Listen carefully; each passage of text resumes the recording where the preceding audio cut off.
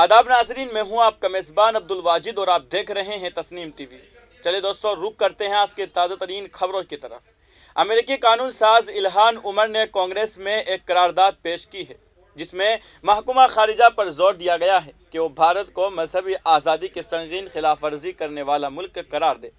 Ilhan Omar democratic की रुकन हैं। इस करारदाद को ऑल डेमोक्रेटिक नुमाइंदे राशिदा तलीब, जब मैक गोरन और जवान वर्गास की भी हिमायत हासिल है।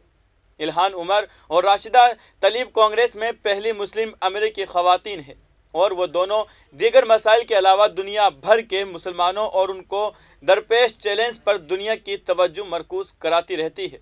बुध को पेश की गई भारत मुखलिफ करारदाद में सेक्रेटरी ऑफ स्टेट एंटनी बिल्किन से मुतालबा करते हैं कि वो भारत को बैनुल-अक़वामी मजहबी आज़ादी एक्ट के तहत अमेरिका की तरफ से पेश की जाने वाली दर्जाबंदी में खुसूसी तशवीश का मुल्क के तौर पर नामजद करे। इल्हान उमर ने कहा है कि मजहबी और सकाफती अक़लियतों के खिलाफ इंसानी हुकूक के खिलाफ वर्जियों के लिए भारतीय हुकूमत को जिम्मेदार ठहराया जाना चाहिए।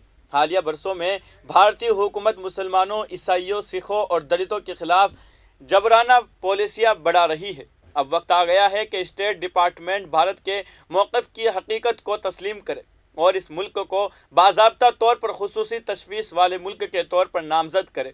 इल्हान उमर की करारदाद अमेरिकी कमीशन बराए बैनुल-अक़वामी मजहबी आज़ादी की एक हालिया रिपोर्ट पर बहुत ज़्यादा इन्हिसार करती है, जो कि कांग्रेस की तरफ से कायम की गई एक सरकारी एजेंसी है। करारदाद में बार बार रिपोर्ट का हवाला दिया गया है। रिपोर्ट में महकमा खारिजा से भारत को खुसूसी तशवीश का मुल्क करार देने की भी सिफारिश की गई है, लेकिन सिफारिश कबूल नहीं की गई।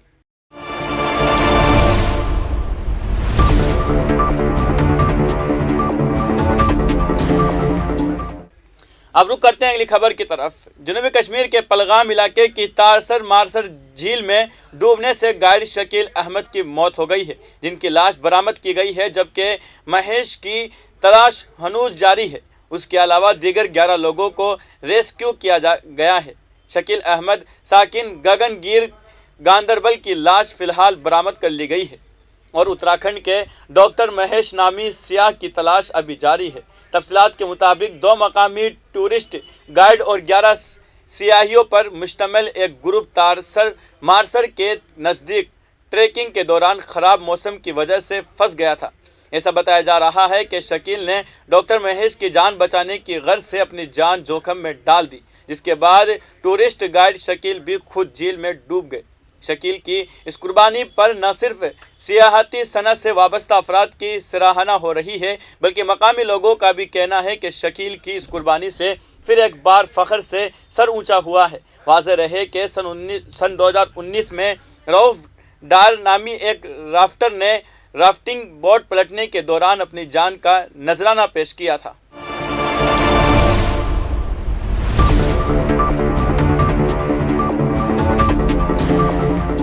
अब रुक करते हैं अगली खबर की तरफ। महाराष्ट्र के चीफ मिनिस्टर उद्धव ठाकरे ने आवाम से जज्बाती खिताब किया। अपने मुमकिना इस्तीफ़ा से कबल वज़ीर आला उद्धव ठाकरे ने बागियों को अपने जज्बाती चैलेंज के बाद हद में काली करना शुरू कर दी कि वो ओहदा के साथ साथ शिवसेना के सदर सरबराह का ओहदा भी छोड़ने के लिए तैयार है और रात देर गए अपने निजी मकान मातोश्वरी पहुंच गए, जहां जम गफीर ने उनका जज्बाती इस्तकबाल किया। बागी शिवसेना अरकान ने मकतूब लिखकर उन्हें नज़रअंदाज करने की बात कही है। उसके साथ ही इत्तेहादी पार्टनर नेशनलिस्ट कांग्रेस पार्टी के रियासती सदर और वज़ीर जुनैद पाटिल ने वज़ीर आला के ओहदा छोड़ने के इम्कान को मुस्तरद कर दिया और उम्मीद जाहिर की है कि सियासी बहरान ख़त्म हो जाएगा। कल शाम ठाकरे ने सोशल मीडिया के ज़रिए खिताब किया और दोनों अहम ओहदों से दस्तबरदार होने के लिए अपनी तैयारी का इजहार किया, बशर्ते के वज़ीर एकनाथ शिंदे की क़ियादत में बागी उनसे मिलने आए और कहे कि वो नहीं चाहते कि वो ओहदा पर बरकरार रहे। ताहम शिंदे ने वज़ीर आला की पेशकश को फौरी तौर पर ठुकरा दिया। अपनी पेशकशी शर्त को दोहराते हुए कहा कि शिवसेना को पहले नेशनलिस्ट कांग्रेस पार्टी और कांग्रेस के साथ अपनी महाविकास आघाड़ी के इत्तेहाद हुकूमत से बाहर निकलना चाहिए। उसके चंद घंटे बाद रात देर ठाकरे और कुंभा ने अपना सामान बांधा और मालाबार حل میں وزیر اعلیٰ کی سرکاری رہائش گاہ ورشا سے نکلے اور باندرا میں خاندانی گھر ماتیشوری واپس آئے۔ اس سے پہلے انہوں نے این سی پی کی صدر شرد پوار اور این سی پی کے ریاستی سربراہ پاٹل، کانگریس لیڈروں بشمول ریاستی صدر نانا پٹولے اور مرکزی لیڈر کمل ناتھ کے علاوہ سینا کی دیگر سینئر قیادت سے بھی ملاقاتیں کی۔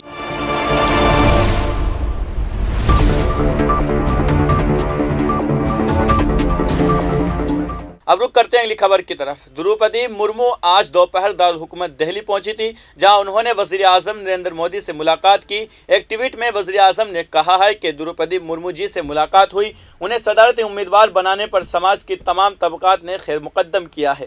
زمینی مسائل کے بارے میں ان کی سمجھدار اور بھارت کی ترقی کے لیے ان کا وژن غیر معمولی ہے۔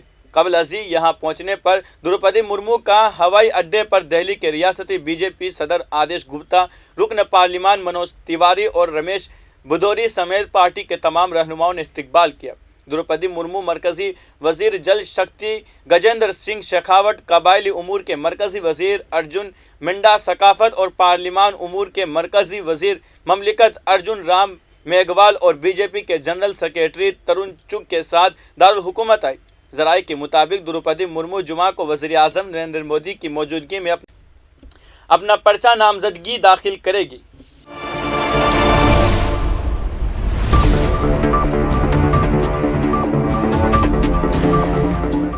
اب رخ کرتے ہیں اگلی خبر کی طرف۔ کانپور تشدد معاملے میں پولیس نے مشہور ریسٹورنٹ بابا بریانی کے مالک مختار بابا کو گرفتار کر لیا ہے۔ پولیس کا الزام ہے کہ مختار بابا نے مبینہ ملزم ظفر حیات ہاشمی کو فنڈز فراہم کیے تھے۔ مختار بابا کے خلاف کئی مجرمانہ مقدمات درج ہیں۔ جلد ہی ایس آئی ٹی تشدد کے مزید ملزمین کو گرفتار کر سکتی ہے۔ بتا دیں کہ تفتیشی اداروں کے تفتیش کے دوران تشدد کے مبینہ ملزم ظفر حیات ہاشمی کے علاوہ بھی کئی لوگوں کے نام سامنے آئے ہیں۔ اس سلسلے میں پولیس نے کارروائی کرتے ہوئے مبینہ کراؤڈ فنڈنگ معاملے میں مختار بابا کو گرفتار کر لیا ہے۔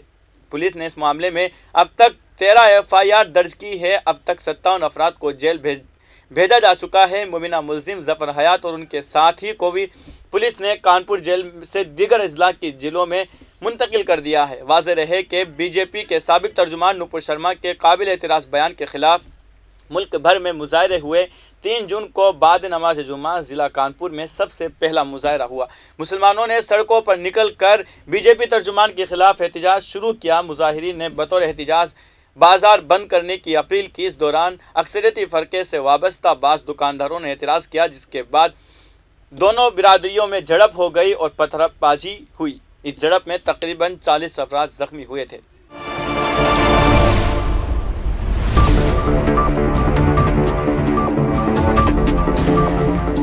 اگلی خبر کی طرف۔ افغانستان میں بدھ کو آنے والے 6.1 شدت کے زلزلے کی وجہ سے اب تک ملک میں 1000 سے زائد افراد ہلاک ہو چکے ہیں، جبکہ ہزاروں افراد زخمی اور بے گھر بھی ہوئے ہیں۔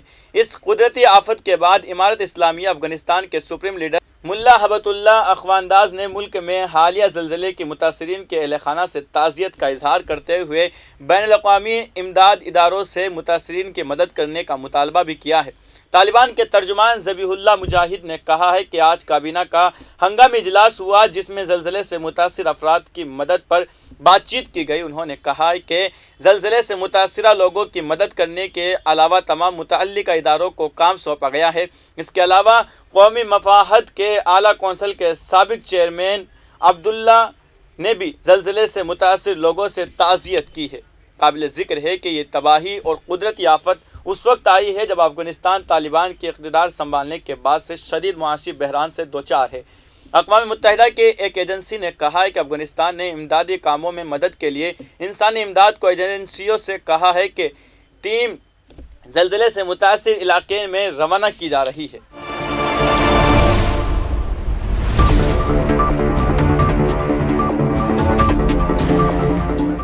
اب رخ کرتے ہیں اگلی خبر کی طرف۔ ریاست مغربی ورجینیا میں ایک ہائی وے پر ویتنام جنگ کے دوران استعمال کیا گیا ہیلی کاپٹر گر کر تباہ ہونے سے کم از کم 6 افراد ہلاک ہو گئے ہیں۔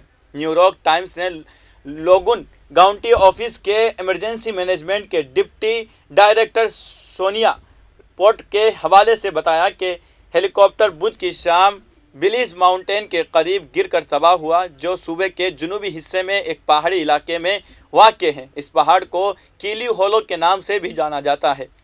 ہیلی کاپٹر گرنے کی وجہ معلوم نہیں ہو سکی ہے۔ انہوں نے کہا ہے کہ میرے خیال میں ہیلی کاپٹر کے گرنے کے وقت موسم صاف نہیں تھا۔